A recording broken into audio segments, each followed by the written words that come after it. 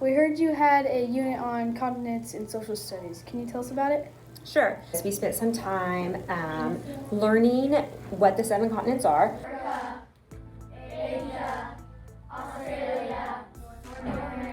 The 5 oceans, being able to identify them on a map and a globe.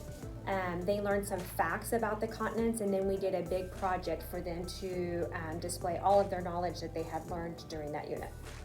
Can you tell us about the learning journal?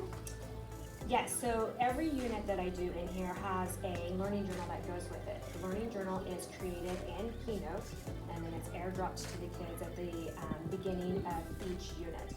The learning journal is it's a digital interactive notebook for the kids where they can keep notes, resources, they can create models and animations, and everything that they learn goes into that learning journal. Tell us about the project with the Spheros. So the Spheros started actually several weeks ago. In digital media, the kids were introduced to Spheros, what they were, they learned how to work them, which was a huge help coming into my classroom. So what the kids did in my classroom was we made really big maps. They were given some templates to make the continents match the size of the map, so it was all proportional. And then what they had to do was take a Sphero, and they had to code the Sphero to travel to each continent. The Sphero also had to pause at each continent long enough for them to present 2 facts, 2 interesting facts or travel destinations about that continent. So you also created AR globes? Yes, so as we were learning the 7 continents, one of the things that they did was they colored the 7 continents on a special map that goes with the Quiver app. And then what they do is they use the Quiver app, and as they focus in on the map, it turns it into a globe that pops up on their iPad.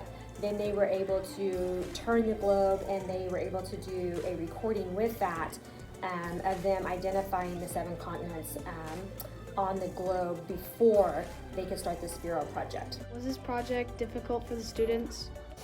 We're gonna have difficulties today. So what do we do when things get tough? That's what you're gonna be asking yourself today. What am I gonna do when things get tough?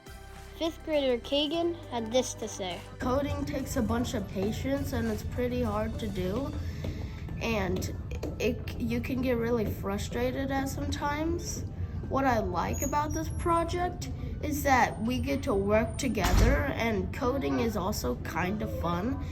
How do you think using technology and iPads is transforming learning in your classroom? I think it's putting a lot of ownership of learning back in the students' hands. I love it when students are using a new app and they discover something new and how excited they are about it, and then I get to kind of take a back seat and just watch the magic happening, because then the students begin teaching each other. Thanks for letting us interview you and telling us about the Spheros. Hey, you bet. It was great hanging out with you. Thanks. Thank you.